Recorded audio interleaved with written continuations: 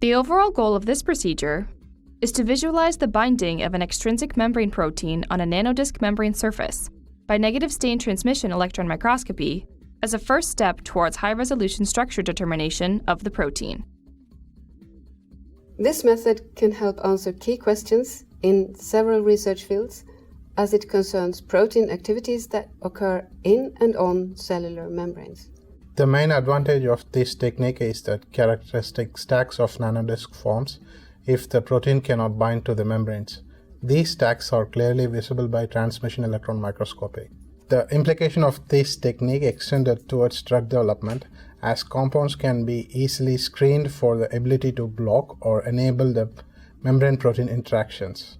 Though this method can provide insight into the optimal conditions for a monotopic protein binding to a membrane, it also provides the low-resolution structure of the protein nanodisc complex.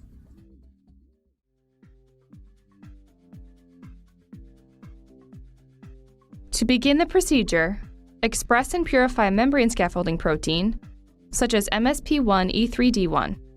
Next, using a glass syringe with a metal needle, dispense 305 microliters of 25 milligrams per milliliter POPC in chloroform into a glass round-bottom flask. Evaporate the chloroform under a gentle stream of nitrogen gas in a fume hood. Dry the remaining lipid overnight in a vacuum desiccator. Then, dissolve the dried lipid cake in 200 microliters of MSP standard buffer,